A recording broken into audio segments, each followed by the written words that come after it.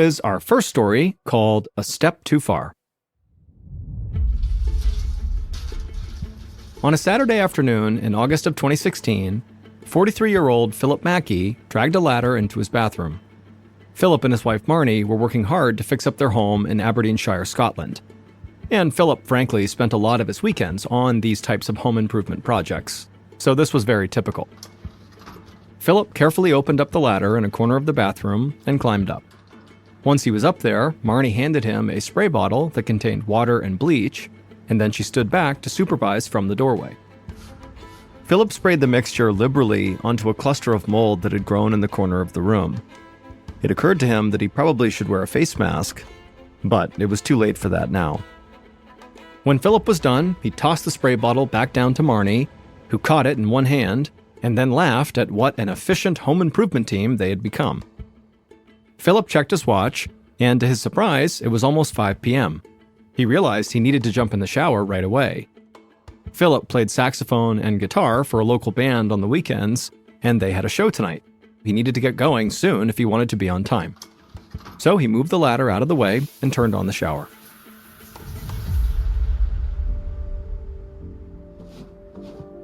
"15 minutes later, Philip toweled off and pulled some clothes out of his closet.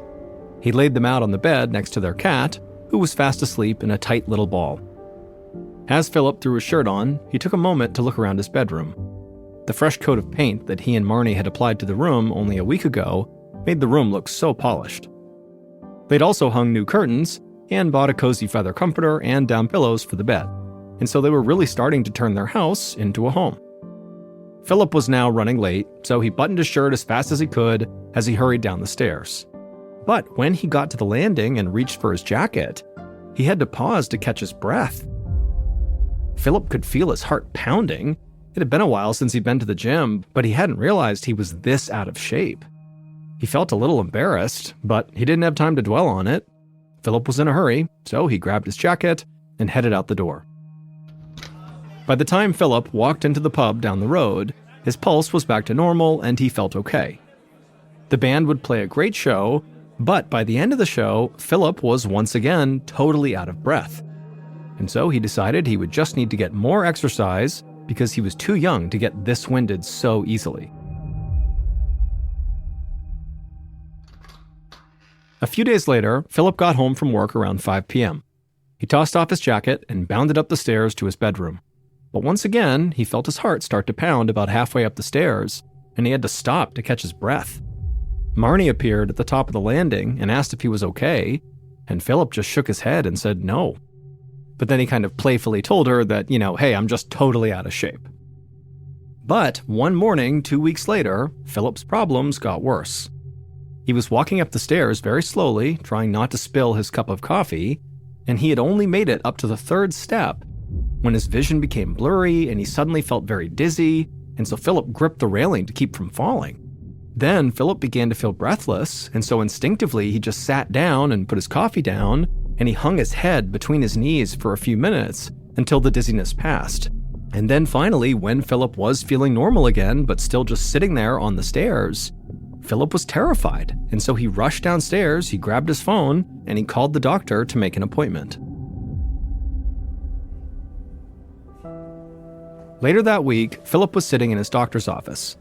He had been coming to this general practitioner for years, and Philip trusted that he'd be able to help him. His doctor sat across from him on a stool, listening as Philip listed off his symptoms: shortness of breath, pounding heart, and dizzy spells. The doctor nodded and told Philip that he most likely had a lower respiratory infection. He said there'd been a virus going around recently, and a lot of his patients had chest congestion. He was going to run some blood tests as well, just to be sure it wasn't anything serious. But in the meantime, the doctor said he would put Philip on antibiotics for a few days, which should help Philip feel like himself again. Philip thanked the doctor and then drove straight to the pharmacy to pick up the antibiotics. And by the next afternoon, Philip was starting to feel like he had some energy again. Also, his blood tests had come back clean, and so it seemed like the antibiotics were working. But the following evening, Philip came home from work feeling absolutely exhausted.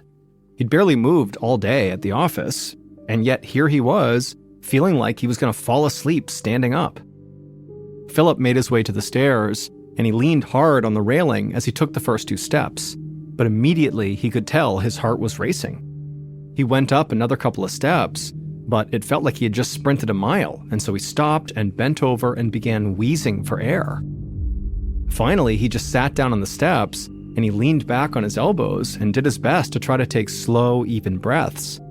But even still, it just felt like there was this huge weight on his chest that was keeping him from breathing in fully. After a few minutes, Philip heard footsteps coming down the stairs, and he knew it was his wife Marnie coming to help him. And a moment later, he felt her hand on his back, and he let her guide him to his feet. Philip leaned heavily on Marnie's shoulder as they slowly walked up 1 step at a time. And then when Philip finally made it upstairs and lurched into the bedroom, he looked at the clock and he realized it had taken him 30 minutes to climb the stairs. But at this point, Philip was so exhausted that he just collapsed into the bed and asked his wife to close the curtains. He was going to attempt to sleep off whatever was going on with him. Over the next 10 days, Philip carefully took the course of antibiotics his doctor had prescribed him, but now it just didn't seem like they were doing anything. He was tired and dizzy at work. He barely had the energy to make it through his band sets every weekend. He was out of breath and exhausted basically all the time. But Philip kept hoping that he'd eventually just feel better, that he would just kind of sleep this off. One morning in October, so about 6 weeks after Philip had finished his course of antibiotics, Philip opened his eyes and immediately struggled to sit up. He rested for a moment on his back with his feet dangling off the edge of the bed, and then when he tried to sit up again, he realized that he genuinely couldn't do it. He did not have the strength just to sit up in bed. But he was feeling so defeated that he just rolled over and yelled out to his wife to please call his office and let them know he was not going to be able to come into work. Then Philip just closed his eyes and slept for the entire rest of the day. But later that night at around 2 a.m., so technically the next morning, Philip did finally wake up, but when he did, he again felt that intense pressure on his chest that made it hard to breathe. Except this time, the pressure was so intense, he literally felt like he was suffocating. And Philip's flailing woke up his wife, and as soon as she looked over and saw her husband was having this emergency, she reached for her phone to call the hospital. But right at that exact moment, Philip's lungs relaxed just enough to allow him to take in a full breath of air. And so suddenly he was calmed down for a second, and he just grabbed his wife's arm and he told her, "Don't call an ambulance." Marnie was caught off guard by his request, and so she flipped on the light and just stared at her husband, but she did put the phone down. And she would agree not to call an ambulance, but she told Philip they were done waiting whatever this was out, that he would, very soon, need to seek out medical help. Several weeks later, Philip sat in his longtime doctor's office feeling frustrated and exhausted as he waited for yet another set of x-rays of his chest. He was hoping that this time, the x-ray would actually show them why he was struggling to breathe.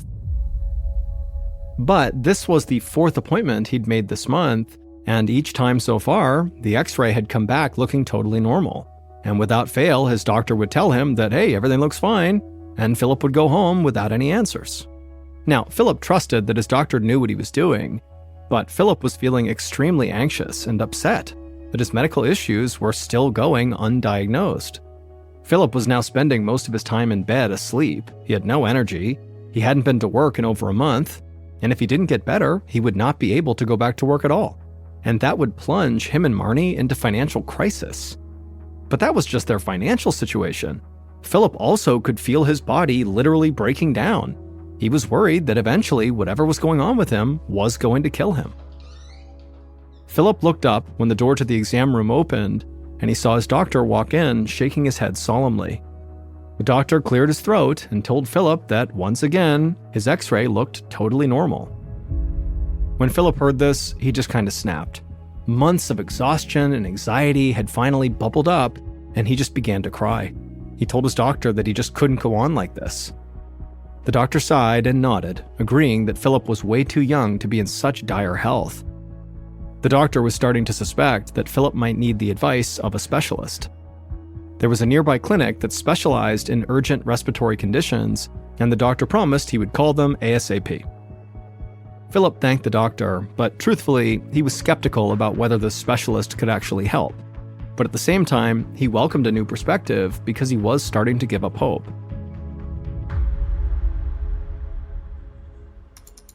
Later that day, Dr. Owen Dempsey opened up an email from Philip's general practitioner. Dr. Dempsey was a highly respected chest physician at BMI Albin Hospital, which was located only 30 minutes up the road from where Philip lived. Half an hour earlier, Philip's doctor had called Dr. Dempsey to tell him that, Philip was suffering from extreme shortness of breath and exhaustion and needed help right away. Dr. Dempsey clicked on the email attachment, which was Philip's x-ray, and it popped up on the screen. Dr. Dempsey looked it over carefully. For the most part, Philip had healthy-looking lungs. However, something strange immediately jumped out at the chest physician. He noticed that Philip's lungs appeared slightly gray, almost like someone had shaded them in with a pencil. Now, Dr. Dempsey could understand why Philip's doctor had said that everything looked normal. The grayness was actually so faint that at first, he actually thought it was a defect in the x-ray film. And so, Dr. Dempsey could clearly see why Philip's doctor had said the x-rays looked normal, because they basically did. But with Dr. Dempsey's deep knowledge of the human chest, he knew that Philip's lungs were not normal at all. The slight grayness in Philip's lungs indicated they were inflamed and that something was seriously wrong. So Dr. Dempsey decided to call Philip and see if he could figure out if anything in his environment or daily habits might be making him sick. Dr. Dempsey dialed Philip's number. After 3 rings, Philip answered, and Dr. Dempsey noticed right away that Philip was panting. Dr. Dempsey had lung cancer patients who sounded better than Philip.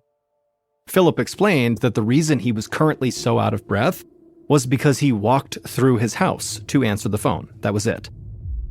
Dr. Dempsey was shocked, but when he told Philip how surprised he was at Philip's shortness of breath, Philip just laughed and said he was surprised too. He said it was getting really hard to think of himself as a healthy person now that he needed half an hour just to climb his own stairs. Dr. Dempsey knew that Philip must be incredibly stressed out, and he appreciated that Philip was actually still finding ways to make light of his situation. But as desperately as Dr. Dempsey wanted to help Philip out, he really had no idea how to do it. Dr. Dempsey told Philip that he believed he could be suffering from a severe allergic reaction. Things people have in their homes, like black mold or pet dander, can trigger severe and sometimes dangerous allergic reactions. And other times, people can bring things into their home from a trip that ultimately triggers an allergy. For a moment, all Dr. Dempsey heard was just wheezing on the other end of the line. And then Philip spoke, and he told the doctor that, for the past few months, he'd barely gotten out of bed, so he certainly wasn't traveling anywhere, even within his own community. And Philip couldn't think of anything in his house that could have caused such a terrible reaction. He said there was nothing new, just the same pets they'd had for years. Now, Philip did mention that there was some mold in their bathroom, but he'd taken care of it months ago and it never came back. The doctor eventually just began to quiz Philip about potential ways he could have been exposed. And time and again, Philip shot each of them down. Even before he got sick, Philip didn't go to a health spa or other humid environments where mold could grow. He rarely went into his attic, which can also harbor mold. And since he'd gotten sick, they'd stopped remodeling the house, so he definitely was not exposing himself to any kind of home improvement chemicals. Philip said he didn't even smoke. And so by the time Dr. Dempsey had gone through his whole checklist of hazards and come up empty, he could tell Philip was close to tears. And Dr. Dempsey totally understood, because if he were in Philip's position, he would be just as scared and frustrated. Dr. Dempsey felt stumped. Nothing Philip had been exposed to recently sounded like cause for concern. So he asked Philip about the work he was doing on his house before he got sick. And Philip began describing all the painting and reupholstering they'd been doing. And in the background, Dr. Dempsey could hear Philip's wife, Marnie, reminding Philip about all sorts of other small projects they'd taken on over the past year. And at some point, Philip began rambling about his bedroom, something he was obviously very proud of. And he would tell Dr. Dempsey that they had really splurged on linen curtains and a brand new comforter. And right at that moment, as he was describing his bedroom, Dr. Dempsey had an epiphany. he suddenly understood what very likely was making Philip so sick. And so he cut Philip off and said, "How soon can you come in and get blood work done?" A few days later, Philip and Marnie sat in Dr. Dempsey's office as they went over the results of Philip's recent blood work.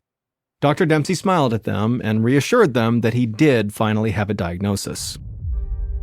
Dr. Dempsey explained that, generally speaking, people do not suddenly become allergic to things that they're exposed to regularly, things like pets.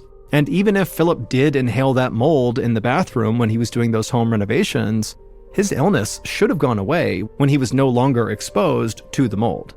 But when Philip told Dr. Dempsey on that phone call that he and his wife were really excited about the changes they had made to their bedroom and they had splurged on the linens and the comforter on their bed, that is what tipped Dr. Dempsey off that potentially Philip could be suffering from a very specific and very rare disease.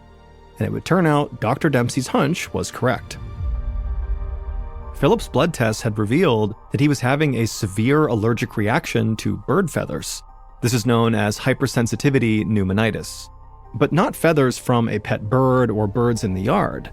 When Philip and Marnie redid their bedroom, they'd replaced their synthetic comforter and pillows with more expensive ones that were filled with feathers. Philip was allergic to the bed that he'd been laying in for months.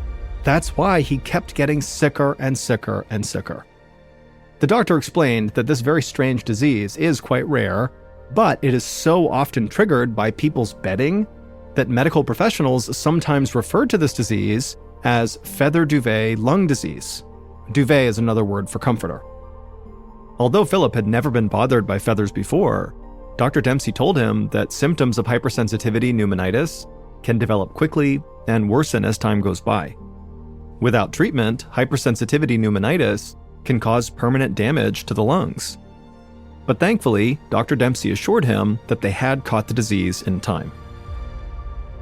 Dr. Dempsey prescribed Philip steroids, and Philip got rid of the feather comforter and pillows. Within 2 days, Philip was already feeling better. And within a few weeks, he was back at work and back to playing his saxophone in bars all across Scotland.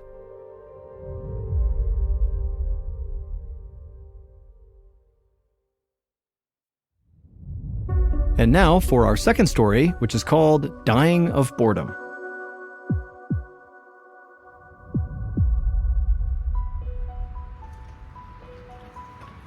In December of 2019, 17-year-old Kyle Quitman took a deep breath of fresh air as a hospital volunteer wheeled him out the front door of a hospital in Queensland, Australia. Now, at the time, most of Kyle's friends were out celebrating the end of the school year. But Kyle had been in the hospital, having ankle reconstruction surgery to repair a really bad rugby injury. Kyle wished he could be at the beach right now with his friends, but after 3 days of being stuck inside the hospital, he was at least happy just to feel the sun on his skin. And it occurred to him that he really should try to enjoy this moment, because he was going to be mostly stuck inside for the next 3 months as his ankle healed, and while all his friends enjoyed the Australian summer that runs through February. The hospital volunteer parked Kyle's wheelchair on the curb and asked how his ankle was feeling. Kyle could feel it throb inside his cast, and he admitted that it was actually pretty tender. But a moment later, he saw his dad's car come around the corner, and suddenly he forgot all about the pain. All Kyle wanted was just to go home with his dad. Kyle's dad hopped out of the car and helped Kyle out of his wheelchair. Kyle's legs were a little shaky after 3 days on his back, but he leaned on his dad and managed to limp his way to the front passenger seat. Then off they went. The minute Kyle hobbled into his home, he could see that his mother had been carefully preparing for his arrival. She made the couch in the living room as inviting as possible, complete with fluffy pillows and his favorite blanket. There was a TV tray set up next to the couch with the TV remote, his gaming controllers, and a little bowl of candy sitting on it. Kyle smiled at all the amazing comforts his mother had assembled, but at the same time he sort of frowned because this was also where he knew he would be spending basically all of his time for the next 12 weeks, and as nice as it was, it felt pretty cramped. But in the end, Kyle just collapsed onto the couch, grabbed a controller, and started gaming. 4 days later, Kyle lay on the couch, a bowl of popcorn balancing on his stomach, as he listened to the family's pet cockatiel, Larry, repeat his name over and over again in a sing-song voice. Larry had a lot of personality, and Kyle loved to play with him. He had spent the morning trying to flick kernels across the living room and into Larry's cage. Kyle rolled a kernel in between his thumb and forefinger and then launched it across the room, and amazingly, it sailed right through the metal bars, right into the cage, and Kyle cheered as the cockatiel whistled his appreciation. But then Kyle sighed. Larry was amusing, but this had to be the most boring summer vacation of his life. A few of Kyle's friends had dropped by the night before with cookies and Gatorade, which was great, but then they all left for a party without Kyle, and he felt totally abandoned. In fact, the only person who spent any real time with him was his grandmother. She'd been coming over just about every single day to give Kyle cookies, and she would even play video games with him, but she was not good at video games. And Kyle really appreciated that, but again, he just felt totally bored and lonely. But perhaps the worst part of what Kyle was calling his, quote, couch arrest, was that he still had 77 more days of being stuck in here with nothing to do except wait for his ankle to heal. So, frustrated, Kyle grabbed another kernel and launched it into Larry's cage. A moment later, Kyle heard the garage door opening, and he knew that meant his mother was back with his 14-year-old brother, Dylan, and 2 of his friends. Within seconds, 3 14-year-olds zoomed past Kyle as he sat there on the couch, and they raced out to the indoor pool that was separated from the living room by a sliding glass door. Kyle huffed and sarcastically called after them to have fun, but he didn't need to worry. All 3 teens jumped into the pool and began roughhousing, splashing water, and having a great time. Kyle's mom, Sherry, came into the living room right behind the kids, carrying a few grocery bags. As Dylan and his friends shouted and splashed around in the background, Kyle's mother told him that she was so sorry he couldn't be outside this summer. Then Kyle watched as his mother opened Larry the cockatiel's cage and set the bird on the floor for his daily walk around the living room.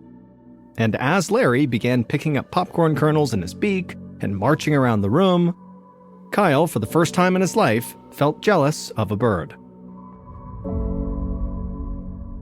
The next morning, Kyle's throat felt scratchy as he slowly came down the stairs from his bedroom. And when he coughed, he could feel phlegm coming up into his throat. As if Kyle didn't have enough problems, now he realized that he must have caught a cold from Dylan or one of his friends who came over the day before. But luckily, Kyle's mother was basically a mind reader, because moments later, she came rushing into the living room where Kyle was, and she set a few throat lozenges down next to him. She told him she'd had a cough too the week before, and she promised Kyle that his cold would likely clear up in just a day or 2. 3 days later, in mid-December, Kyle was sitting on the couch as usual playing video games. He had just won a match in his favorite fighting game when he started coughing.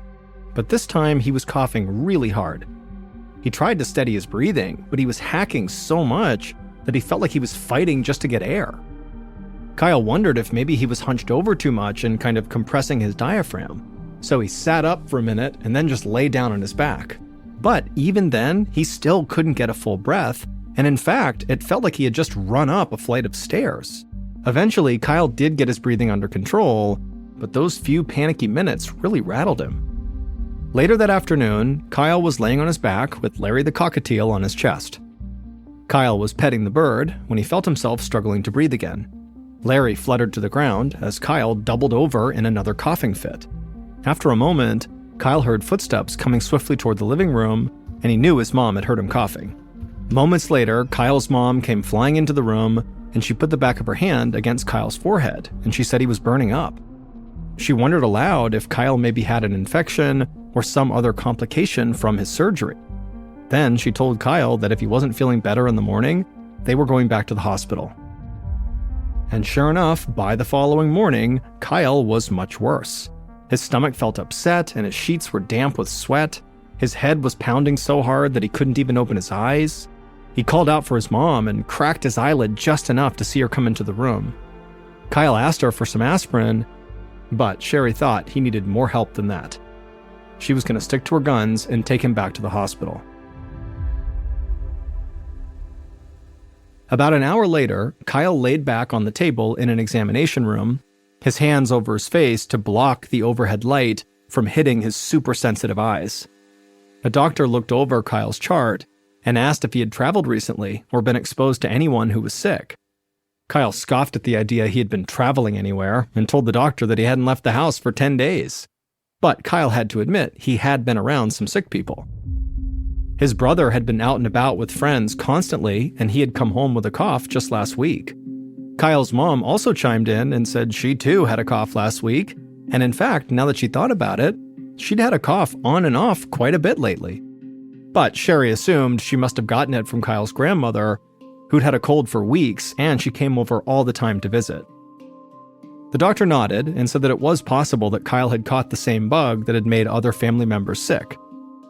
But for some reason, Kyle's symptoms seemed to be much worse than anyone else's. The doctor asked Kyle to sit up, and once he had, he pressed his stethoscope to Kyle's back. Kyle tried to breathe deeply, but he felt like there was rattling in his chest, and it was hard to fully fill his lungs with air. After listening for a minute, the doctor stepped back, frowning. He looked at Kyle, and then he looked over at Kyle's mother, and then he told them that he heard crackling in Kyle's lungs, which indicated he very likely had a fluid buildup in his chest. He told them this was extremely unusual, especially for a healthy 17-year-old with no history of respiratory issues. So whatever was making Kyle sick, it had to be serious. Kyle just stared at the doctor in disbelief, and then between his ragged breaths, he asked the doctor if he was going to be okay. The doctor told Kyle not to panic, but they would have to run a whole battery of tests to figure out what was going on with him. The doctor said it was possible that Kyle had an autoimmune disease like lupus. However, the doctor thought it was far more likely that Kyle was suffering from some kind of infection. So the doctor said he was going to send an occupational hygienist to the Quitman's home to see if there was something in their environment that was making Kyle sick. Meanwhile, Kyle would need to spend the night at the hospital for testing. As Kyle listened to the scary-sounding things the doctor was saying, he found it very difficult to stay calm. If there was something deadly hidden in the Quitman residence, he knew he'd been breathing it in for 24 hours a day, nonstop for over a week. And the rest of his family could also be in serious danger too. The next morning, Kyle woke up in his hospital bed, trying not to move for fear that he would set off another coughing fit. Even though he was exhausted, he couldn't sleep the night before. Between the intense pain in his chest and the fear of what might be wrong with him, it had been very hard to relax. As he watched the TV to distract himself, his doctor gently knocked on the door frame and came inside. He told Kyle that he had some good news and bad news. The good news was, so far, all of Kyle's tests had come back negative, which ruled out an autoimmune disorder and a host of other diseases. But the bad news was, the occupational hygienist had found some possible causes for what was making Kyle sick. There were traces of mold in the Quitman's house, and the hygienist was also concerned about the family's pet cockatiel, Larry. Birds could carry all sorts of diseases, and their feathers could also set off severe respiratory issues, like what was happening to Kyle right now. When Kyle heard this, he just put his hands over his face and he groaned. He had most likely been breathing in that mold around the clock, and Larry the cockatiel had been keeping him company the entire time. Kyle asked the doctor if they'd have to get rid of their beloved bird in order to get better. The doctor shrugged and said he couldn't be sure yet.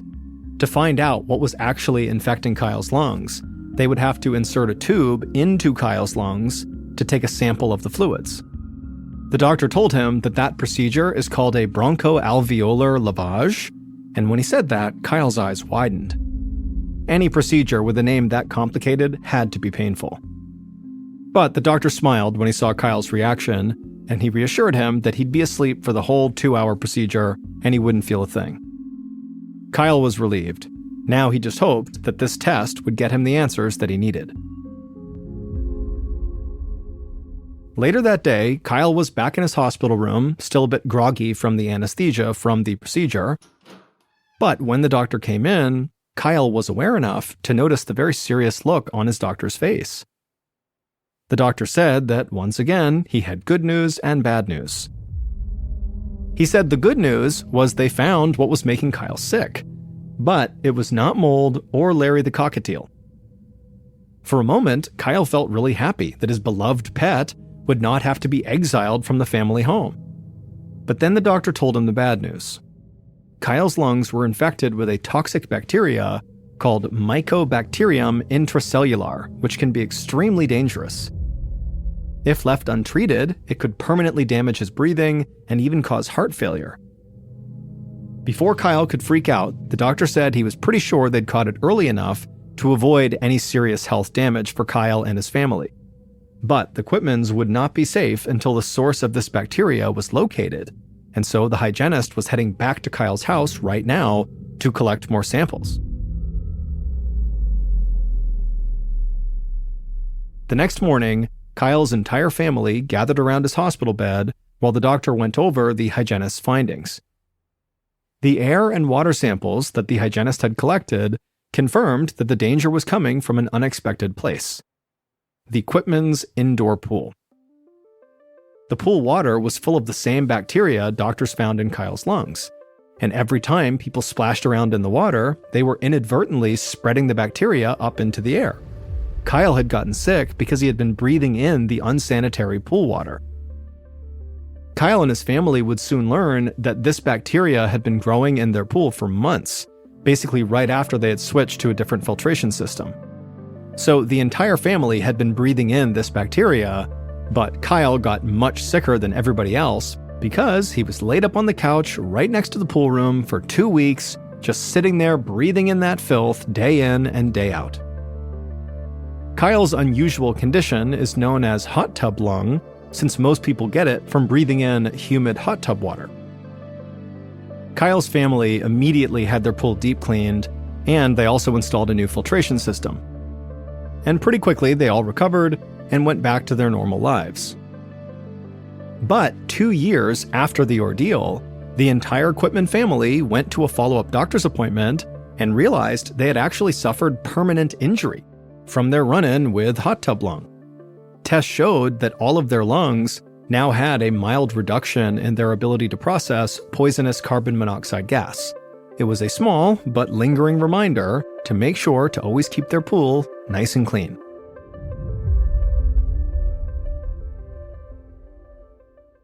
On January 28, 1976, Daniel Halseth was born in a small town in Oregon called Estacada, which is located about 30 miles southeast of Portland.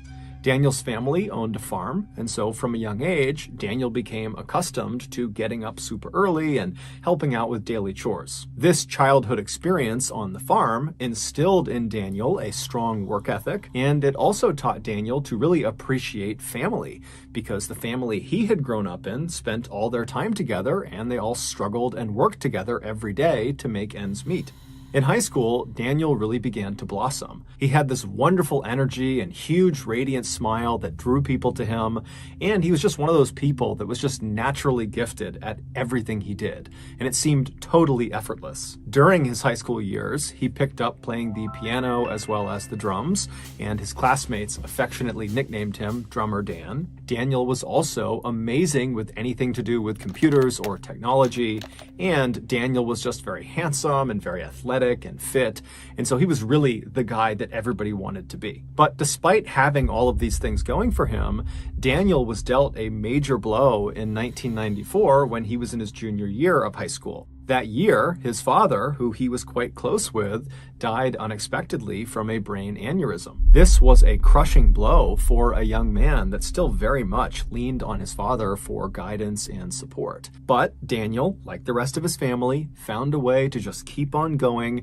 despite this immense heartbreak. In 1995, so a year after his father's death, Daniel would graduate high school and he would head to Salem, Oregon, where he would go to school and earn his bachelor's degree in music, and then he would stick around in Salem at another university and he would earn his master's in business. And it was during those years that he was in Salem that Daniel would meet a young woman named Elizabeth Schwarak, who had grown up in Salem. She, like Daniel, was incredibly hardworking and was just naturally good at everything she tried. She was also a model, and so when she and Daniel began dating, they genuinely looked like this beautiful Hollywood couple. In 2001, which was shortly after Daniel had earned his master's degree, he and Elizabeth got married. 5 years later, the couple, who now were the proud parents of 3 young children, 2 girls and a boy, they moved to Las Vegas because Daniel had found work there. Daniel had founded this computer IT company because he was so skilled with computers, and it was really starting to thrive, and many of his clients were in or around Las Vegas. But just a few years after getting settled in Las Vegas,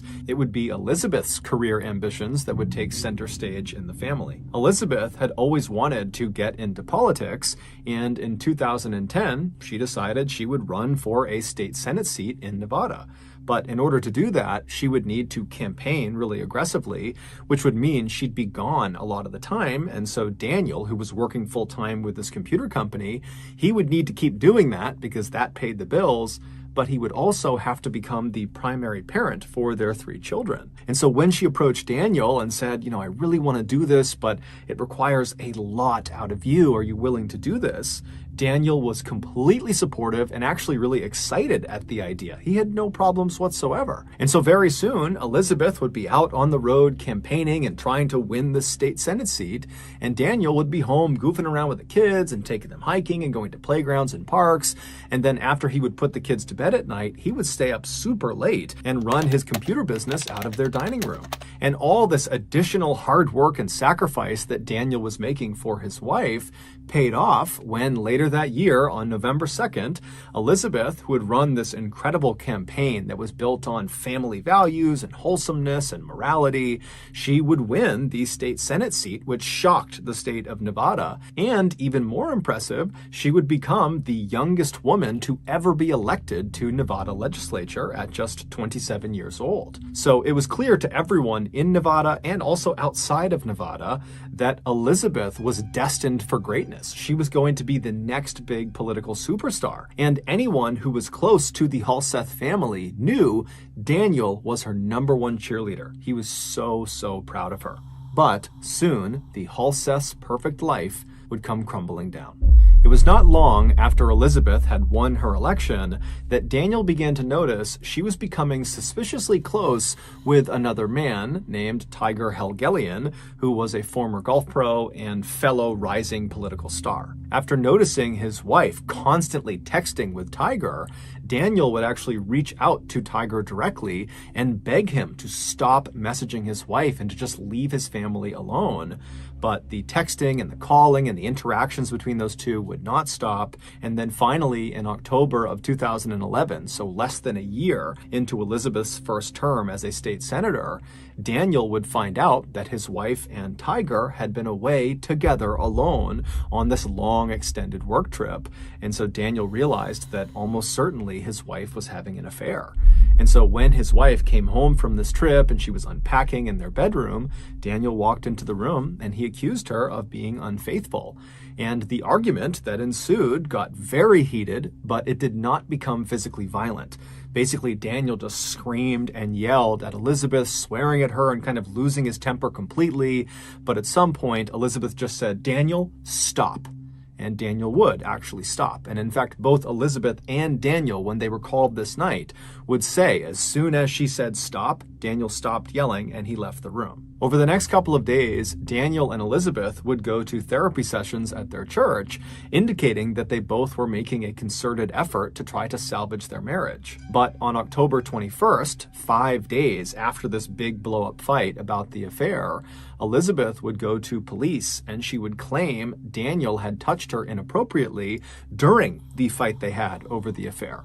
And so Daniel, much to his shock, was arrested and charged with something called open and gross lewdness, which is effectively unwanted touching of another person. This accusation is quite common, especially amongst people at bars who are drinking. There's lots of unwanted touching that can happen there. But interestingly, this particular charge is cited as being one of the more frequently falsely accused offenses because the police do not require any physical proof to actually arrest someone. Basically, people are, in theory, able to get other people arrested simply by claiming they inappropriately touched them, even if there is not a shred of proof. It's basically one person's word against the other. After being found guilty of open and gross lewdness, Daniel was sentenced to 6 months of probation, anger management, and he had to register as a sex offender. Shortly after he was found guilty, Daniel filed for divorce. Their divorce, which was heavily centered on who gets custody of their 3 kids, was very contentious, it was very bitter, and it was very public. Because Elizabeth was a state senator, she was in the public eye, and because her campaign that she had run on to get elected was built entirely on wholesomeness and family values and having good moral character, that when rumors started to fly that she had had this affair with Tiger Helgelien and that had blown up her family and her husband is being charged with open and gross lewdness, it was just so salacious that despite her denying that she ever had this affair and acting like she was in the right, she was still forced to resign from her state Senate seat in February of 2012. The divorce would finalize later that year, and most likely because of Daniel's new sex offender status from the open and gross lewdness charge, he was denied custody of the 3 children, despite the fact that for the last several years, he had been the everyday primary parent. So Elizabeth, she gets custody of all 3 kids, and she promptly leaves Nevada to go to Alaska with her 3 kids to live with Tiger Helgelien, the man she denied having an affair with. And shortly after arriving in Alaska, she married Tiger Helgelien. Daniel was heartbroken. It was like his life had blown up in a matter of seconds. But most devastating of all was that his kids, who he called his 3 little angels, were now so far away from him, he couldn't even see them if he wanted to. But just like he had done back in 1994 when his father passed away, Daniel just found a way to keep on going despite this horrible pain he was feeling. Over the next few years, Daniel would pour himself into his computer business and really make that his full-time effort, and he would make every effort to see his children any chance he got. But because his relationship with his ex-wife Elizabeth was not good, it was really difficult to see his kids. Eventually, Daniel would meet another woman named Bogdana, and they would actually get married. And when that happened, it seemed like, in the eyes of Daniel's family, he was starting to kind of finally get his life back on track. Around this time, Daniel began sharing more and more of his life on his social media channels. And every post he made, and he made lots of them nearly every day, were so overwhelmingly positive and optimistic, and it really showcased his wonderful personality that was all about lifting up your fellow person and just being a good human being. And he also posted loads of videos of him goofing around with his 3 kids because he adored his kids. They were the most important thing to him by far. But despite having this very cheerful outward presence on social media, privately, Daniel was dealt yet another very difficult blow in 2019 when his marriage to Bogdana, his second wife, fell apart. And so once again, Daniel was all alone. His social media posts around the time of the second divorce remained positive and very optimistic for the most part, but anytime you saw an image of Daniel actually facing the camera, you could just see a distinct sadness in his eyes. But just as quickly as it seemed like once again Daniel's life was just going to crumble, something truly amazing happened for Daniel. Daniel's first ex-wife, Elizabeth, and their 3 kids decided to leave Alaska and come back to Nevada and resettle in Las Vegas. This was not because Elizabeth wanted to rekindle with Daniel. It was just because she and the kids liked living in Las Vegas and wanted to come back. And as soon as they were back, Daniel suddenly got to see his kids all the time. He was so excited and so happy. In fact, by late 2020, Daniel's youngest daughter, Sierra, who was 16, she had basically just moved in with Daniel, even though legally speaking, she was not supposed to be doing that. And her mom, Elizabeth, was totally unhappy about it. But regardless, that was just how it was. She was living with Daniel. In August of that year, so around the time that Sierra had basically moved back in with Daniel, Daniel decided to take his ex-wife, Elizabeth, back to court to see if he could get custody of Sierra, because Sierra was the only minor of their 3 children. She was still 16, and at that point, Sierra was already living with him. During the recorded video sessions between Daniel, Elizabeth, and the judge, Daniel would tell the judge that life in Elizabeth's home was totally toxic and not good for his children, and certainly not good for Sierra. Daniel would explain to the judge that Sierra was really struggling with some mental health issues, and what she needed right now was professional therapy, something he had already enrolled her in since she had moved back in with him. Daniel also presented to the judge a letter that he said Sierra wrote that basically backed up the idea that she is better off living with her father. Elizabeth would generally respond to all of these things that Daniel was saying by saying Daniel was a liar and that he was not fit to be a parent, and that letter that he claims Sierra wrote doesn't sound like her, insinuating that, the letter was forged. The judge, who at regular intervals would get very frustrated with both Daniel and Elizabeth, finally would just say, look, you got all sorts of issues between the two of you, and it's creating a horrible environment for your kids. And if you don't find a way to come to some sort of compromise, the people that are going to suffer are your kids, specifically Sierra. Finally, in early 2021, when Daniel and Elizabeth still had not come to terms, the judge just ordered that Daniel return Sierra to her mother's residence because, legally speaking, Sierra was supposed to be in her mother's care. And so begrudgingly, Daniel would take Sierra and he would bring her back to her mother's house and he would say, okay, go see your mother, and then he would drive off. But later that night, Sierra would sneak out of her mother's house and just run back to be with her dad. Needless to say, Daniel was not unhappy about that turn of events. The custody battle over Sierra continued to rage for the next several months, with Sierra opting to still remain at her father's place despite the court order, despite her mother pleading with her to come home. And then in April of 2021, something very odd happened. On the morning of April 8th, several $100s was withdrawn from Daniel's bank account from a few different ATMs around Las Vegas. This particular bank account was shared between Daniel and his second ex-wife, Bogdana. They just hadn't gotten around to relinquishing control to one or the other. And so these particular withdrawals were kind of uncharacteristic for Daniel or for Bogdana, and so they were flagged as potentially fraudulent, and so the bank sent notifications to both Daniel and Bogdana saying as much. And so Bogdana, she gets the messages that there's been these potentially fraudulent charges. She knows it wasn't her, and so she calls Daniel, but Daniel doesn't pick up, and so she texts Daniel. But again, silence from Daniel. Thinking this was a little bit odd, Bogdana reached out to Daniel's mother, Christine, knowing that Daniel and his mom spoke nearly every day. And so she filled the mother in about what was going on. And after getting all the information from Bogdana, Christine would try calling and texting Daniel, but still got nothing. And so she reached out to her granddaughter, Sierra. And so she calls Sierra. Sierra doesn't pick up. She texts Sierra asking to speak to Daniel, and Sierra doesn't get back right away, but eventually she responds to Christine, and the response just said, his phone has been acting up, but he's okay. It should be fixed by tomorrow night. No worries. Now, Christine was relieved to read that her son and her granddaughter were just fine, but at the same time, there was just something odd about the fact that she could not get in touch with her son, and that Sierra was kind of acting a little bit cagey, not answering her phone, which was unlike her, and then sending a message that didn't quite sound like her.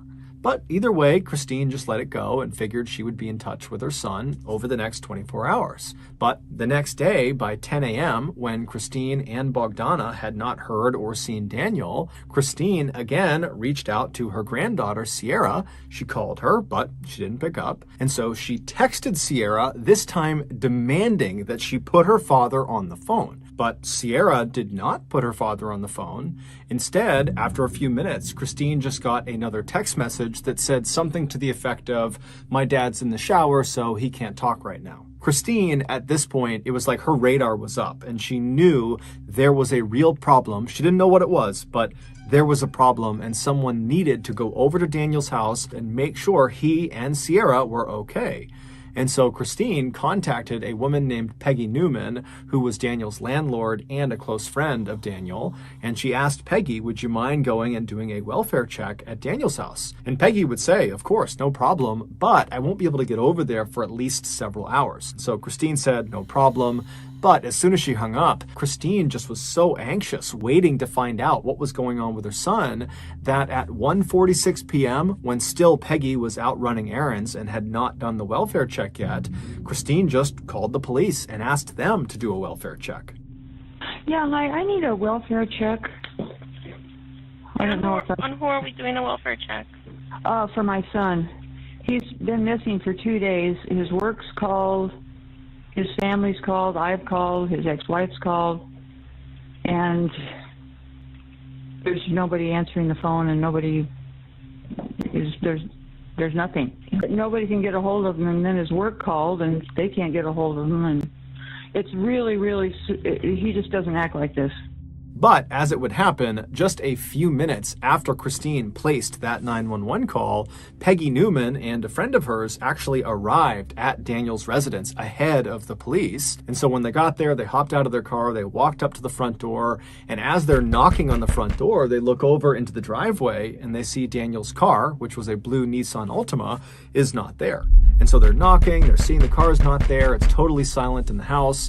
And so Peggy, she reaches down and she tries the doorknob and she finds it's unlocked.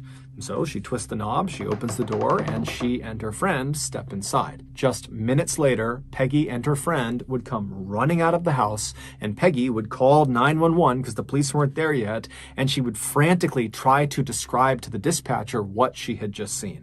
24 hours earlier, a man and a woman were spotted on surveillance camera withdrawing cash from several Las Vegas ATMs using Daniel's debit card. Those were the withdrawals that had been flagged as fraudulent and tipped Bogdana off that something could be wrong here. After those withdrawals, the man and the woman were spotted again on camera going into a Las Vegas supermarket called Winco, and inside they would purchase a few items using Daniel's debit card, and then they would leave and they would head to a Las Vegas Home Depot, where once again they'd be caught on camera purchasing a few items using Daniel's debit card. After these purchases, the man and the woman would make their way to Daniel's residence, where they would spend the night. The following morning, Daniel's blue Nissan Altima car was spotted leaving Las Vegas at around 10:20 in the morning.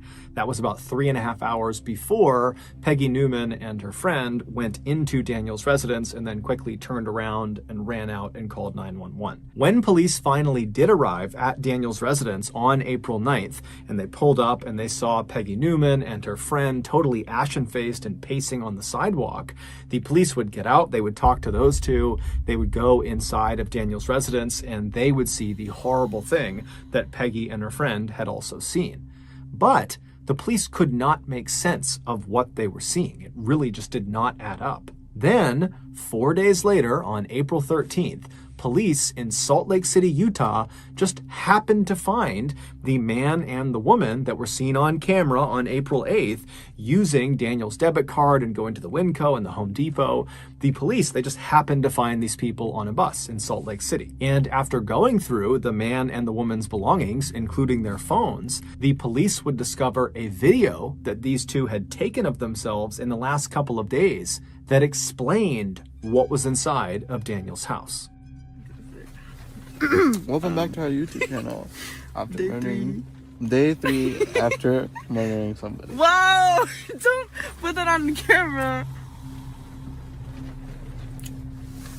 It was worth it. The young man and the young woman you just saw joking on camera about murdering someone were 18-year-old Aaron Guerrero and his girlfriend, 16-year-old Sierra Halseth, Daniel's youngest daughter. Allegedly, on the morning of April 8th, after Aaron and Sierra had pulled all that money out of all those different ATMs, they had gone to the Winco and purchased disposable gloves and bleach and drop cloths, and they had gone to the Home Depot and purchased a circular saw and saw blades and lighter fluid. And then they headed for Daniel's house. It's not been made public what actually occurred inside of Daniel's residence, but we can make a few assumptions. Daniel adored his children. There was no act there. He truly loved his children.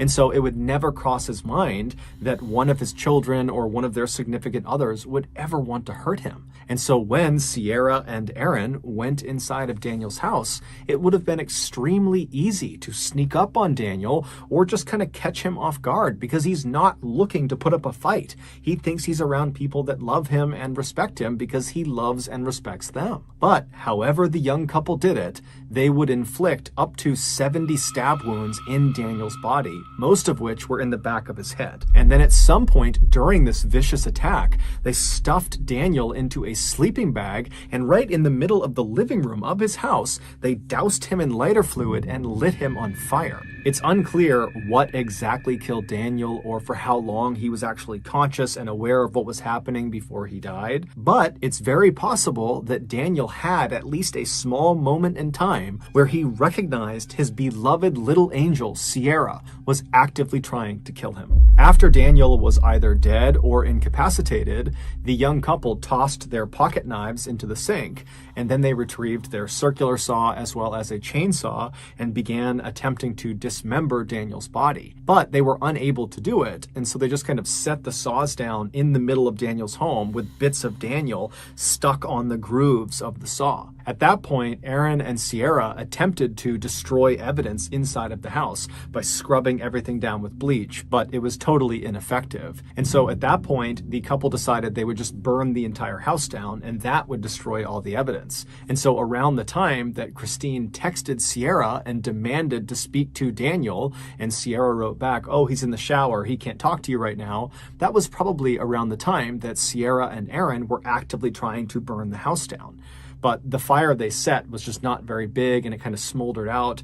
And so they would just kind of leave all of the evidence all over Daniel's house, and they would leave Daniel's destroyed and burned body kind of propped up against the door leading into the garage. And they would just leave the house, hop in Daniel's blue Nissan Altima, and at around 10:20 in the morning, they would leave Las Vegas. The only reason police were able to apprehend Aaron and Sierra in Salt Lake City a few days later was because the couple had made their way to Salt Lake City and hopped on a bus, and Aaron had not paid the fare. He had just snuck onto the bus. And so at some point, the transit authority had come through the bus, and they were asking people to show their tickets, and Aaron didn't have one. And so when they discovered this, they asked for his name, and when they entered his name into their system, it popped up that the Las Vegas PD were actively searching for him. While only Sierra knows why she turned on the one man who would forever love her and would forever support her, what we do know is around the time that Daniel and Elizabeth had gone back to court and they were having those virtual meetings with the judge to decide who was going to have custody over Sierra, Sierra had begun dating Aaron, and she had fallen totally in love with him, and it seemed very much like Aaron had totally fallen in love with her. And somehow Daniel caught wind of the fact that Aaron and Sierra were planning to run away secretly and go move to Los Angeles. And so when Daniel heard this, he told his ex-wife Elizabeth, and then they would go and talk to Aaron's parents, and they would tell them about this plan to run away. And both sets of parents talked and decided it was in both child's best interest if they stopped seeing each other. And so starting in early 2021, the parents forbade their child from seeing each other, and that was it.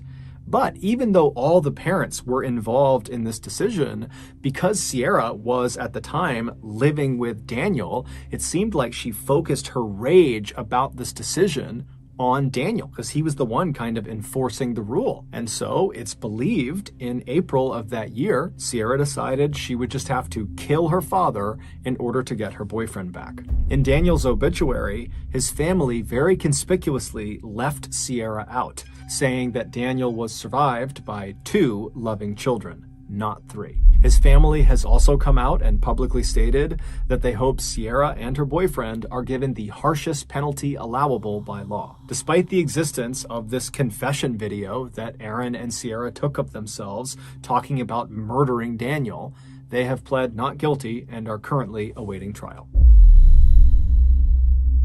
So that's going to do it. It was the summer of 1972 in the city of Lexington, North Carolina, and 28-year-old Bonnie Bates Pritchard had just received the kind of bad news that would send most wives straight into the arms of a trusted friend, confidant, or family member. But Bonnie was not like most wives. So when her husband of 5 years suddenly walked out on Bonnie and the couple's 2 young children, Bonnie did what she had done ever since she was a little girl who had grown up on a farm in the town of Welcome, just 1 town over. Bonnie didn't talk about her feelings. She didn't threaten to make Steve Pritchard sorry for abandoning her and their 3.5-year-old son and 2-year-old daughter. And Bonnie also did not throw up her hands in despair over whether she'd be able to pay the mortgage on the new little ranch house the couple really shouldn't have bought in the first place.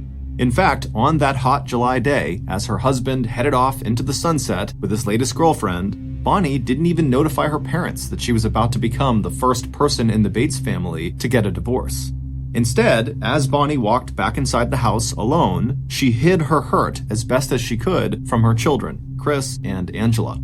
And when she finally did have a few minutes to herself to really absorb the news that she was now a single mother, Bonnie did her best to be practical rather than self-pitying.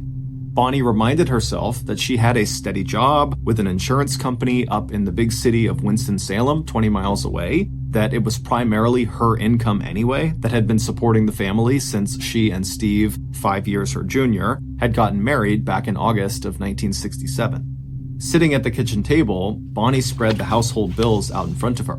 With the help of her mom and dad, who lived just 2 miles away, plus the church daycare where her children were already enrolled, Bonnie told herself she would just have to find a way to make their lives work, and to pay every single bill and debt that was stamped with the name Pritchard.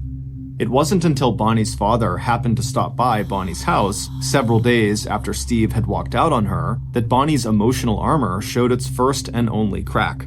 George Bates, a bricklayer who had helped build the Methodist church in Welcome that Bonnie and the rest of her 5 siblings had attended throughout their childhood and teen years, had knocked on her door and asked if there was anything she needed.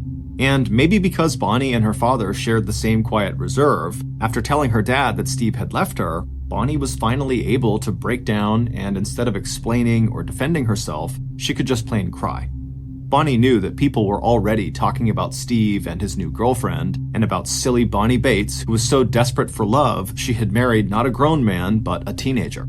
And Bonnie knew there was a little bit of truth in that gossip. When she had first met 17-year-old Steve Pritchard, most of her friends were already married, while 23-year-old Bonnie had had very little experience with boys or with dating. But while Bonnie's family and her friends saw Steve as a smooth talker who was more interested in flashy cars than he was in working, Bonnie had been completely smitten with his big brown eyes and what she described as the handsomest nose in the whole junior class at West High School in Lexington. But if Bonnie worried that her father might respond to the news of her separation with an "I told you so," she was about to be pleasantly surprised. Because George saw something in his daughter that most men, and even Bonnie herself, just often didn't notice. Behind Bonnie's thick glasses and quiet manner, there was an adventurous and intelligent woman whose long hair now framed facial features that over the last few years had become strong and well-defined. And while Bonnie was as slender and retiring as ever, the breakup of her marriage and the financial responsibility that was already settling squarely onto her shoulders would show an inner strength that would become one of Bonnie's most defining personal characteristics. So even when Steve completely failed to pay court-ordered child support and alimony, Bonnie, who did not want to further disrupt her children's lives by moving, worked extra hours to cover the mortgage and slowly get ahead on the bills. And even though the risk that Bonnie took in marrying Steve Pritchard had ended in divorce and 4 exhausting years of Bonnie slowly dragging herself and her children out of a deep financial hole, the fact was Bonnie had taken other risks in her life that turned out to be both very smart and also very bold, especially for a divorced single mom in rural North Carolina back in the early 1970s. Even before she met Steve, Bonnie had left the small town of Welcome after graduating from high school, and while working as a sales clerk at a department store in Lexington, she had enrolled in courses at Lexington Business College that taught her the basic data entry skills that led to her job with the insurance company in Winston-Salem. And now that Bonnie was on her own again, no matter how tired she was when she arrived home after work with her equally tired small children, Bonnie would stay up late into the night, making sure to teach herself the latest advances in data entry. Of course, Bonnie's children also paid a high price for their parents' divorce. Steve seldom came back to visit his 2 children, and even when he did, he never seemed to have the money to pay what he owed to Bonnie. In the end, Bonnie's struggle paid off. By the time she was 32 years old, Bonnie was not only a supervisor at Intagon Insurance, she was also the only person at that level of management who had achieved that distinction, even though she did not have a college degree. But Bonnie's hard work also paid off in another way, one that she could never have dreamed of for herself. Because in 1976, 4 years after Steve had left Bonnie and the kids, Bonnie was stunned to discover that she had attracted the romantic attention of one of Intagon's highly regarded financial executives. And not only was Leath Vonstein several big rungs above Bonnie at the insurance company where they both worked, to Bonnie he also seemed totally out of her reach socially. 1 year younger than Bonnie, Leath was the only child of a very well-to-do family. And when Leath was still a baby, his parents had moved from Queens in New York City to North Carolina, where they became even more prosperous. Once in Raleigh, the capital of North Carolina, Leath's father had partnered with his brother, Leath's uncle, in running a highly successful dry cleaning business. And by the time Leath was in high school, Camel City Laundry and Cleaners had become one of the most successful businesses of its kind in the entire country. Although Bonnie and Leath only had their first social encounter right before Leath was about to leave North Carolina to take a job in Cincinnati, Ohio, Leath surprised Bonnie by courting her even after he moved. And despite the difference in their financial and social backgrounds, Bonnie and Leath actually had a lot in common. Like Bonnie, Leath was an extremely private person, although among his friends he was well liked for his sharp sense of humor and the fact that he let you know if something was bothering him, but he was not someone who held a grudge. And while Leath may have had more self-confidence and definitely more formal education than Bonnie, both of them seemed to be shy and reserved when it came to dating. But it turned out that Leath had seen in Bonnie the same qualities that were so apparent to her father and her family. Behind Bonnie's appealing but shy exterior, Leath found himself strongly attracted to Bonnie's keen mind, gentle disposition, and her dedication to her children and to her work. So, a romance that had begun with Leath overhearing Bonnie ask a friend where to get a pair of boots for a Halloween costume would culminate 3 years later in marriage.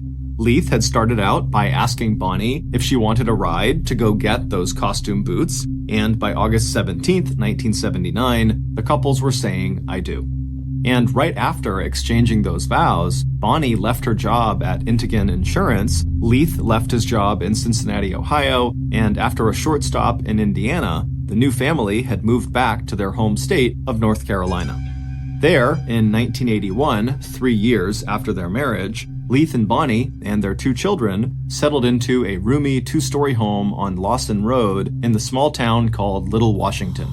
Leath had a top job as a financial auditor for a local yarn company called National Spinning, and over the next 3 years, Bonnie would also re-enter the workforce as a computer programmer analyst, and Chris and Angela would be enjoying the kind of comfortable upper-middle-class life that had seemed so completely out of their reach when they had been children.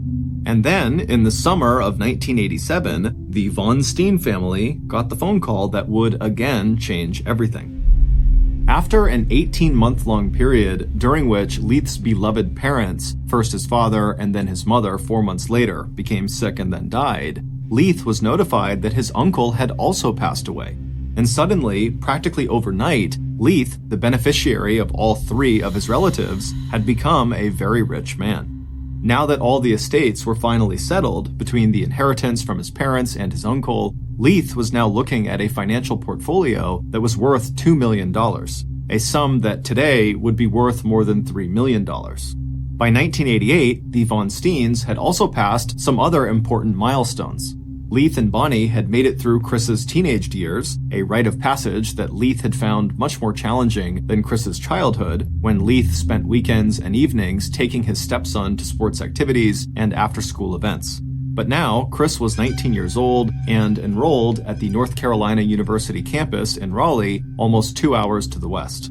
Chris's first semester grades had not been great, so he was staying on campus for the summer semester.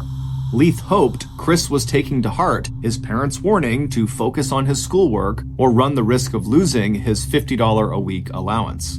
As for Leath's stepdaughter, who was at least as quiet as her mother, Angela was still at home, but she had her own circle of friends, and she had fallen in love with horses. So much so that even on weekends, the 17-year-old was willing to give up the chance to sleep in and instead get up early so she could head to the stables and do some riding. And so, on the warm and cloudy evening of Sunday, July 24th, 1988, feeling like their life had not only improved, but was actually settling down in a way that would give Bonnie and Leath more time alone together, Leath and Bonnie decided to treat themselves to a small celebratory dinner at Sweet Caroline's, a restaurant about 30 minutes away from their home that offered New Orleans-style cuisine. Sitting in the dark, intimate dining room splashed with color from handcrafted quilts hung from the ceiling, the two of them enjoyed a carafe of wine and the beef and chicken Sunday specials. Leath especially was feeling happy and hopeful. Even though Bonnie had often come along to keep him company, the 4-hour drive every weekend from Washington to Winston-Salem to take care of his mom and dad had taken a huge toll on Leath. He had gained weight, and he also knew he was drinking too much. Now he was looking forward to taking better care of himself. He was also looking forward to quitting his job at National Spinning and working with Bonnie on a computer program so they could manage their new investments together. Leath and Bonnie were also looking forward to doing a little traveling. Even though they had lived in Little Washington for more than 3 years, neither he or Bonnie thought of it as home, and both of them would enjoy seeing more of the world. Now, as Leath looked across the small table at his wife, he smiled at her composed and familiar face. When Leath had told his few close friends 5 years ago that he was planning to marry Bonnie Lou Bates, they had been surprised to hear he was even dating Bonnie, let alone that he was in love with her. But even though marrying into a ready-made family had its own challenges, Leath knew he had found the right partner. And it wasn't just that neither he or Bonnie felt the need to socialize or spend time with neighbors or coworkers. It was also the physical passion of their relationship that held them together. Just that afternoon, while Angela was out horseback riding, he and Bonnie had spent what his wife shyly referred to as a few private moments together in their bedroom. And now that life appeared to be presenting the two of them with all kinds of new opportunities, he and Bonnie both looked forward to enjoying more of those private moments. Of course, Leath had no intention of wasting their newfound wealth. He and Bonnie had already met with an estate lawyer and set up a trust for Bonnie as well as trusts for Angela and Chris that would set any inheritance aside until each child was 35 years old and had already established their own lives and careers. Not that Leath had any plans of dying anytime soon, not with so much to look forward to, and not with Bonnie standing so strongly and quietly at his side. By the time Bonnie and Leath had returned home to 110 Lawson Road, it was close to 9 p.m. The sky had cleared and was now lit by a bright moon. Once inside, Leath headed straight for bed, while Bonnie sat down on the sofa in the living room to watch TV. 2 hours later, at about 11 p.m., Bonnie went upstairs to join her husband in the master bedroom. On her way, she paused to say goodnight to Angela, who slept in the bedroom directly across the hall. Bonnie had to raise her voice to be heard over the hum of the fan that Angela kept running every night and the music Angela was listening to. But a few minutes later, Bonnie was back in the master bedroom, where she slipped into her nightgown before joining Leath in bed. An hour later, Bonnie had finished reading one of the romance novels she enjoyed, turned out the light next to her side of the bed, taken off her glasses, and fallen asleep. Even though the night was warm, Bonnie enjoyed feeling Leath's body pressed against her own. 4.5 hours later, at 4:27 a.m. on the morning of July 25th, the Beaufort County Sheriff's Department received a 911 call from 110 Lawson Road in Little Washington. The caller was speaking so softly that the emergency dispatcher, Michelle Sparrow, could hardly understand what the woman on the other end of the line was saying and actually wondered if this was a prank call. But when Michelle asked the woman to speak louder, the caller's faint reply chilled Michelle to the bone. "My name is Bonnie Leath," the woman whispered. "Please hurry. My husband may be dying, and I think I may be dying too."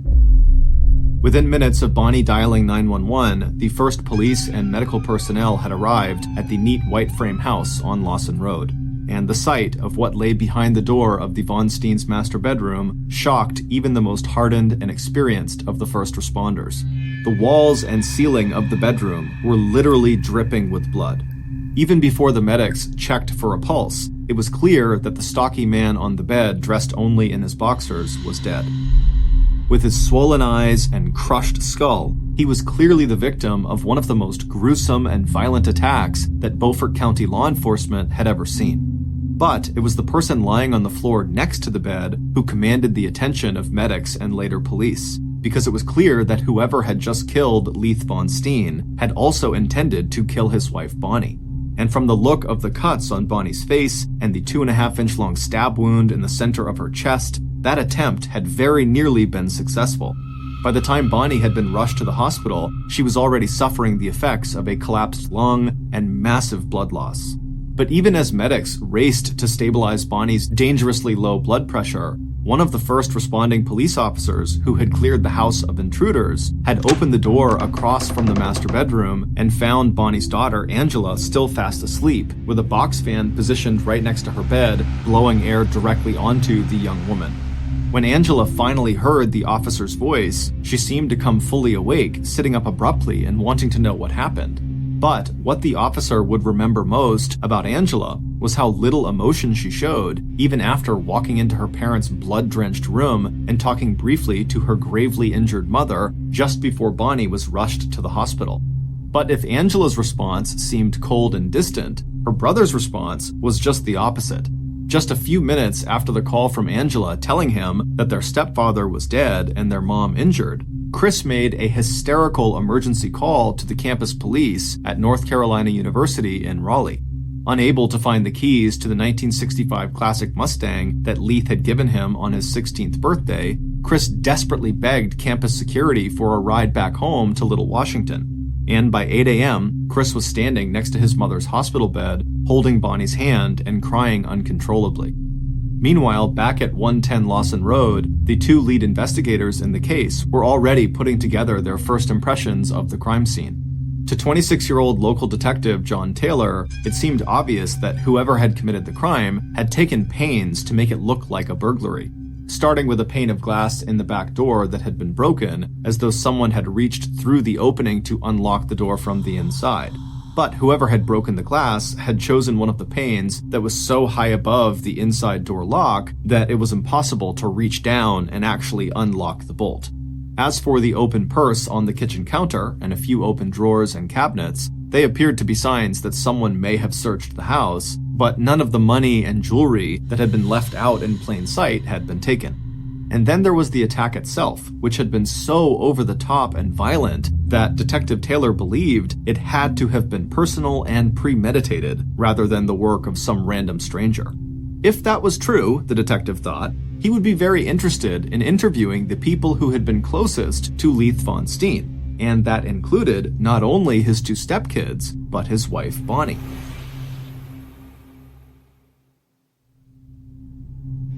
Detective Taylor's observations about the crime scene being staged to look like a burglary were confirmed when he was joined at about 9 a.m. that same morning by an agent from the North Carolina State Bureau of Investigation. Together, State Agent Lewis Young and Detective Taylor began overseeing the collection and photographing of possible evidence. They also ordered local law enforcement to process the crime scene and dust for fingerprints, as well as interview neighbors and search for a possible murder weapon.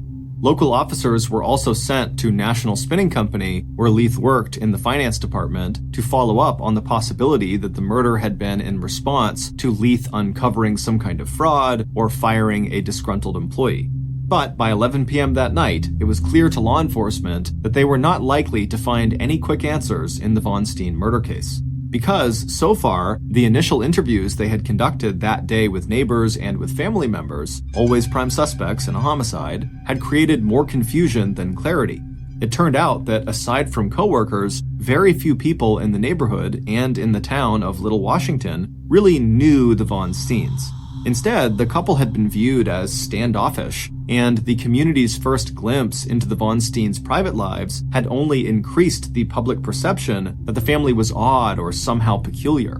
There was the discovery by police that morning that the Vonstein residence was home to 13 cats and one pet rooster, all part of a menagerie that Bonnie had collected as a result of her work with the Beaufort County Humane Society, the one organization in which she had been very active. And then there was the reaction, or rather the lack of reaction, on the part of the Vonstein children to the attack on their parents. After Chris's outpouring of grief that morning at his mother's side in the hospital, he seemed more agitated and edgy than heartbroken. As for Angela, neighbors whispered that not only did she seem totally emotionless, she didn't even seem curious about what had just happened in the bedroom right across from her own. But one thing the neighbors did agree on was that the Leath family may have recently come into a lot of money, but that didn't mean they didn't have problems. According to neighbors, Leath in particular was very upset over Chris's failing grades at North Carolina State University. There were other rumors too. Maybe Bonnie had killed her husband in order to inherit his newfound wealth, and then she had turned the knife on herself to deflect police suspicion. Or maybe it was Angela, who rarely visited her mother in the hospital. Or maybe it was Chris, whose life at university was clouded with reports of drinking and drug abuse. Or maybe it was all three of them, Bonnie and her two kids who now had all the money in the world. But the Vonsteins themselves totally rejected these reports as completely inaccurate.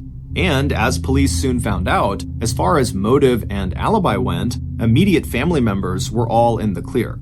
Not only could multiple witnesses confirm that Chris was 2 hours away in Raleigh when his parents were attacked, he told investigators that any friction between him and his stepdad had been totally minor.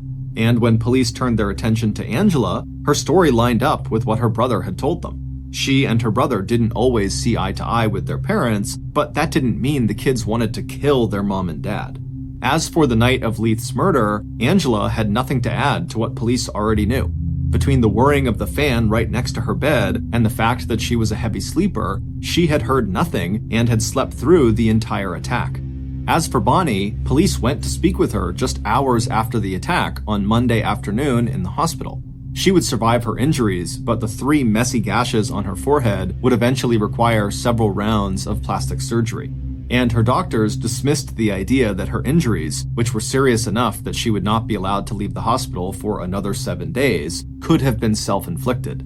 But despite Bonnie's best efforts to tell police what happened on the night Leath was killed, all she could offer were a series of disjointed memories. She'd been awakened by screams from her husband, who had seemed to be leaning over and trying to protect her from something or someone, and the only image Bonnie had of their attacker was that she thought it was a man with bulky shoulders who had been swinging a club of some kind.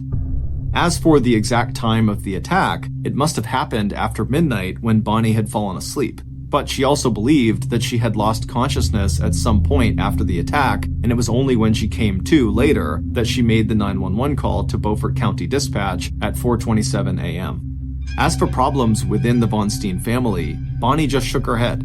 Leath had really been the only father her kids had ever known, and he had been a very good dad.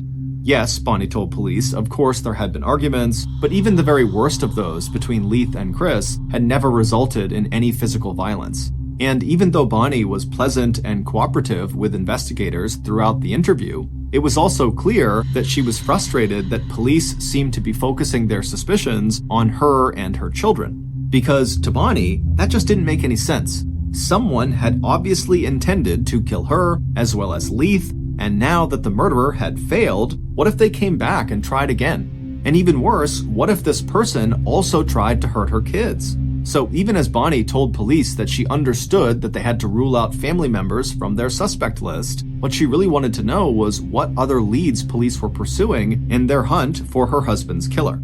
And it wasn't until the evening of the next day, Tuesday, July 26th, almost 48 hours after Leath had likely been killed, that local police had an answer to Bonnie's question. It would turn out that just minutes after Bonnie's 911 call in the early morning hours of Monday, July 25th, Washington police had also received another call reporting suspicious and possible criminal activity in that same area. While driving his pickup truck along Grimesland Bridge Road, just a mile west of the Beaufort County line, a tobacco and hog farmer named Noel Lee had been surprised to see a fire burning out in the middle of nowhere, maybe 8 feet off the side of the deserted stretch of road he was traveling. As a former volunteer fireman, what caught Noel's attention was the fact that the flames, which burned so brightly and shot straight up into the air, had to have been fueled with some kind of accelerant. After making sure that the fire had no chance of spreading in the wet, swampy surroundings, Noel put in a call to the Little Washington Police Department. Maybe it was nothing, the farmer reported, but he knew it had to have been arson, meaning someone had set this fire on purpose. In the uproar over Leath's murder, Noel's report did not make it onto Detective Taylor's desk until almost 2 days later. But by 11:30 p.m. on Tuesday night, the investigator and several officers were out on Grimesland Bridge Road examining the site of the fire. And that's when investigators got their first important break in the Vonstein murder case. Poking through the charred remains of the fire, Detective Young found a partially melted hunting knife with a 6-inch long blade. The fire may have destroyed any fingerprints or traces of blood, but the medical examiner would later confirm what police already knew. They had just found their murder weapon. And that wasn't all. In addition to several pieces of burned clothing and a sneaker, police also discovered a singed but still readable hand-drawn map of Smallwood, the exact neighborhood where the Vonstein family lived. And right there on a road clearly labeled Lawson was an X next to the house numbered 110. Police now had several new and critical pieces of information. Assuming the fire had been deliberately set by Leath's murderer in an effort to dispose of any evidence related to the crime, the map police found confirmed that attack on the Vonsteins was definitely not a random burglary. And since the murderer had apparently needed detailed directions to find the Vonstein's house, the murderer probably wasn't from Little Washington.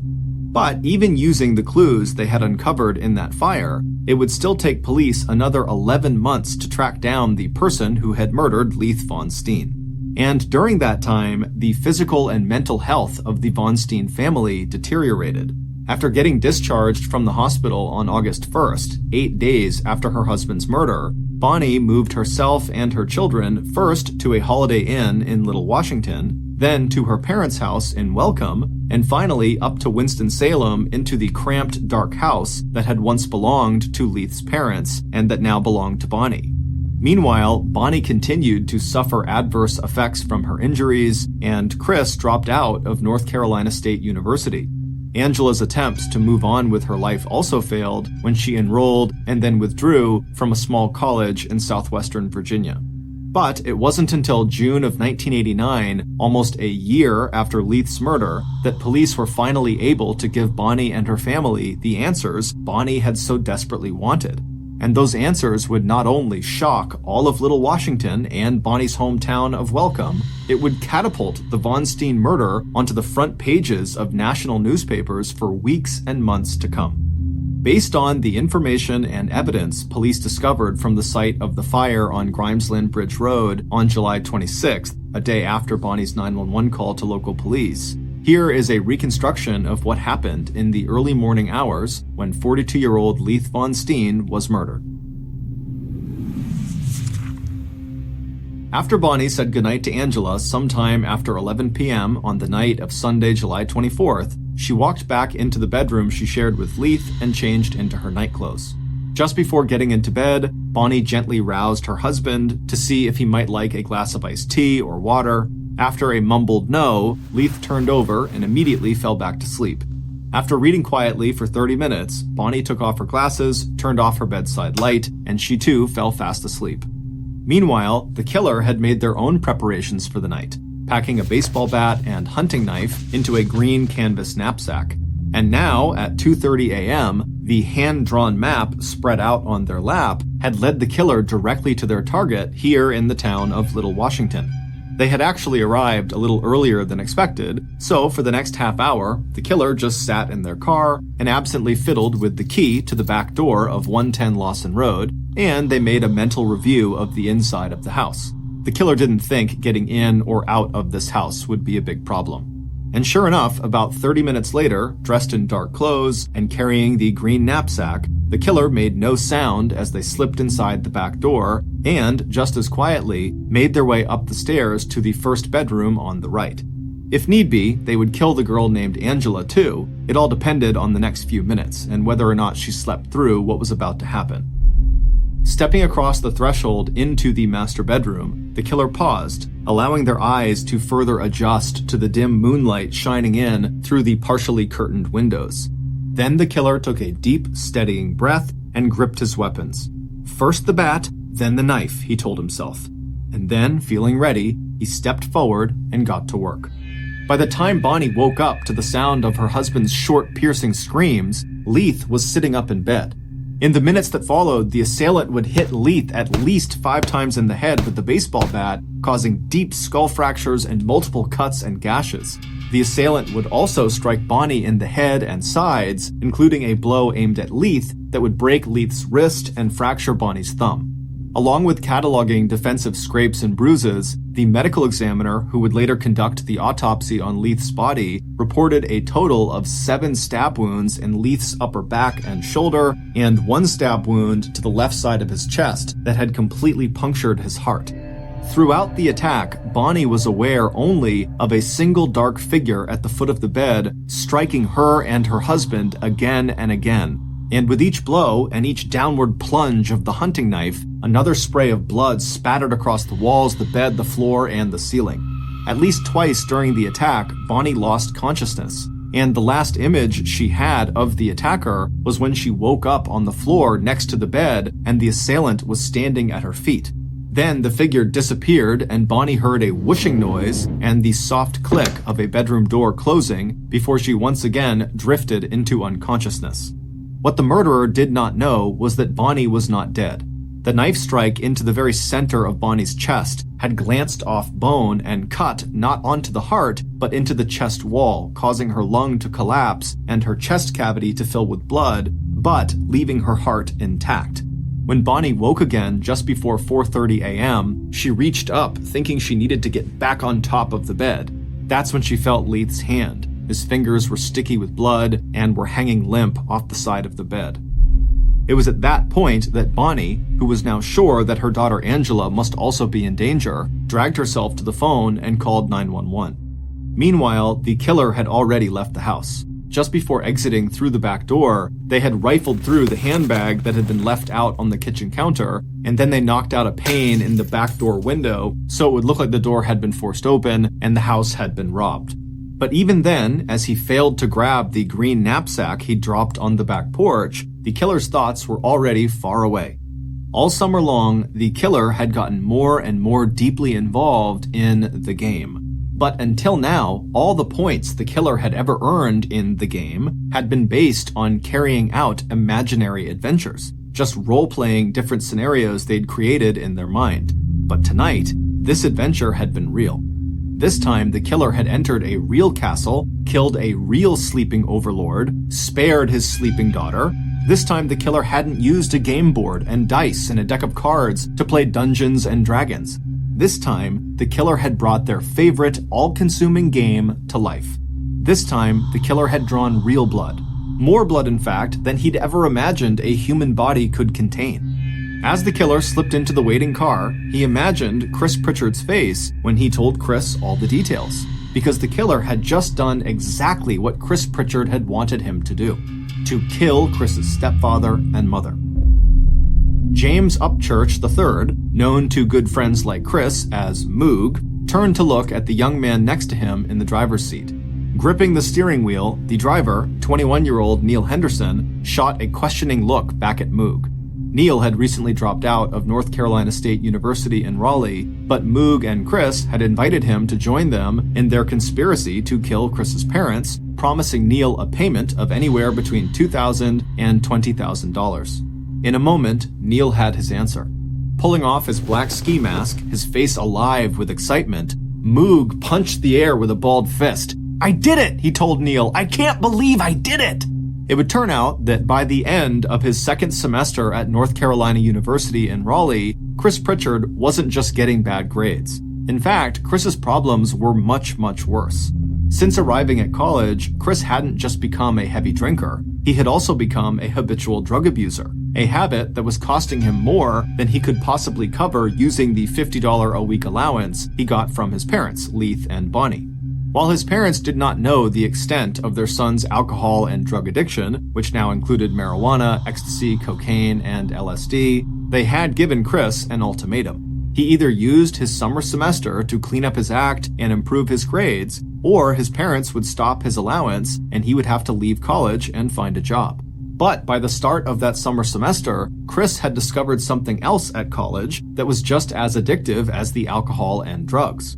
Along with 2 other boys on campus, Chris had become obsessed with the complicated and immersive role-playing game called Dungeons and Dragons. which Chris had first started playing back when he was 12 years old and living at home. First introduced in 1974, Dungeons & Dragons allowed players to create and assume the identity of adventurers from all different historical periods, races, and occupations. Each game had a dungeon master who would act both as a referee and storyteller. And by completing various adventures and challenges, each player could earn so-called experience points that would allow them to move to higher and higher levels within the game. The theme that James Upchurch III, Neil Henderson, and Chris Pritchard chose for creating their adventures was medieval swords and sorcery, a theme that had its roots in the life and times of people who lived in Europe during the Middle Ages. As the boys spent more and more time together playing the game, Chris had also begun bragging to Neil and James about how rich his stepfather had recently become, exaggerating the amount of Leath's inheritance from $2 million to $10 million.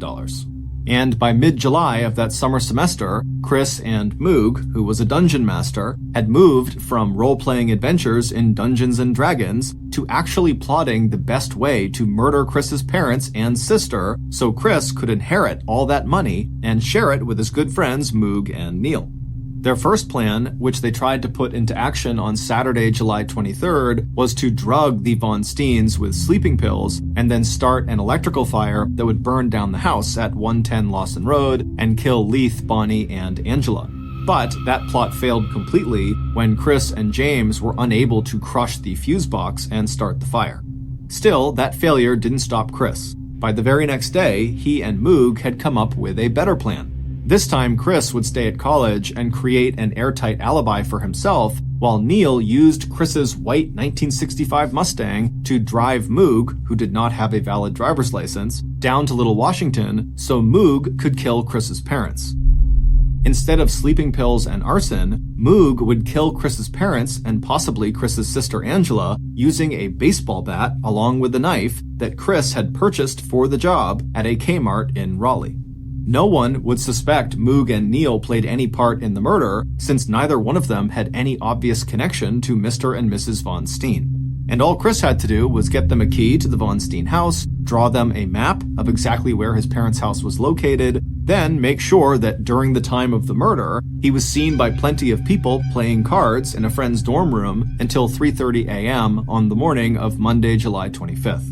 Once Moog had committed the murder, he and Neil would stop somewhere on their way back to Raleigh and get rid of the murder weapons and any other evidence, including the map, that could tie any of them to the crime. As for Angela, if she woke up during the attack, then James should kill her too.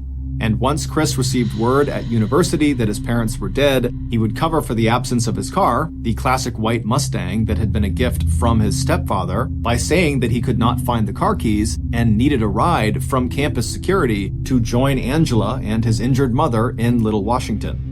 Chris would later say that he was happy his mom survived the attack, but friends and neighbors would tell police that instead of asking how Bonnie was doing after the attack, the questions Chris was asking everybody was, what had Bonnie said, what had Bonnie seen, and what did Bonnie remember about her attacker? As for his co-conspirators, Neil and James, aka Moog, as soon as Chris got his hands on his parents' money, Moog would get $50,000 and a brand new Porsche sports car as payment for killing Chris's parents, and Neil, the driver, would get a nice payday as well. Except that under the terms of Leath's will, neither Chris or Angela would be able to touch any of their parents' money until they were 35 years old. And as it turned out, the murder might have gone unsolved except for two things: the report of the fire that led to the discovery of the murder weapon and map, and a decision by Little Washington police back in March, 7 months after the murder, to reinvestigate all aspects of the crime. Because from the start, the more police saw and learned about Chris Pritchard, the more certain they were that regardless of his alibi, Leath's stepson must have been involved in Leath's murder. That new investigation included running the name of Chris Pritchard's friends up in Raleigh through a national criminal database to see if any of them had criminal records. That search turned up the name of James Upchurch III, aka Moog, who had been arrested on 3 previous occasions, once for breaking into his local high school with friends and stealing some electronic equipment, and 2 other times for stealing a cooler of beer and for driving without a license. In following that new lead, investigators began a more systematic interrogation of this core group of 3 friends who had started to spend every waking hour together playing the potentially violent game of Dungeons and Dragons. And as the pressure on the 3 boys increased and Chris's mental health declined, investigators believed it was only a matter of time before one of them broke down and confessed to some involvement in the Vonstein murder. And that is exactly what happened. On June 9th, 1989, almost 11 months after Leath died, Neil Henderson cracked. In exchange for a plea deal that would minimize his prison sentence, Neil met with investigators and described Chris's plot in detail while also insisting that he, Neil, never really believed that Moog would actually go through with the murder. Neil wasn't the only conspirator to strike a plea deal with the Beaufort County District Attorney's Office. In exchange for testifying against James Upchurch III, aka Moog, Chris Pritchard, who admitted it was his idea to kill his parents and possibly his sister, also agreed to plead guilty to aiding and abetting murder. Chris would eventually tell his shocked and heartbroken mother that he had been so strung out on drugs and so lost in the fantasy world of Dungeons and Dragons that when he planned her murder and the murder of the one man she had ever truly loved, Chris, who had dropped 19 tabs of LSD in the month leading up to the murder, LSD is a hallucinogenic drug, felt it would be better to kill his parents than face their disappointment when they learned just how badly he was doing in school and in life. On January 24th, 1990, 1.5 years after Leath's murder, 22-year-old James Moog Upchurch was convicted of first-degree murder and sentenced to death in the gas chamber. 2 years later, in 1992, the Supreme Court vacated that death sentence and instead imposed a term of life in prison. 22-year-old Neil Henderson was sentenced to 40 years in prison, but was released on parole just 10 years later in December of 2000. As of 2021, he was living in North Carolina and managing a restaurant. Chris Pritchard was sentenced to life in prison plus 20 years. After going through drug and alcohol rehab, he became a born-again Christian and was released on parole in May of 1997. Immediately upon his release, Chris returned to North Carolina and moved back home with his mother. Chris completed his parole in May of 2012. As of 2022, he is a manager for a men's program at Soteria Community Development Corporation and lives near Spartanburg, South Carolina with his wife. Chris and Bonnie remain close. We want to thank 2 authors whose nonfiction books were key sources in writing this podcast episode. The first is Cruel Doubt by Joe McGinnis, and the second is called Blood Games, A True Account of Family Murder by Jerry Bledsoe.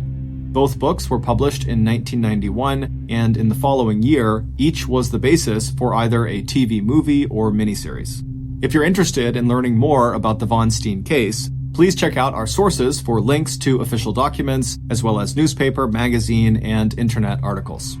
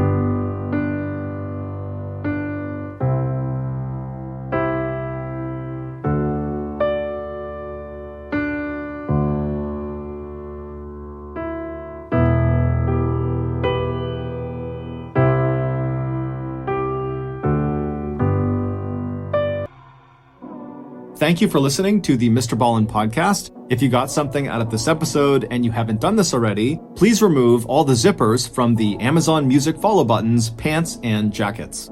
This podcast airs every Monday and Thursday morning, but in the meantime, you can always watch one of the hundreds of stories we have posted on our main YouTube channel, which is just called Mr. Ballin. Consider donating to our charity. It's called the Mr. Ballin Foundation, and it provides support to victims of violent crime as well as their families.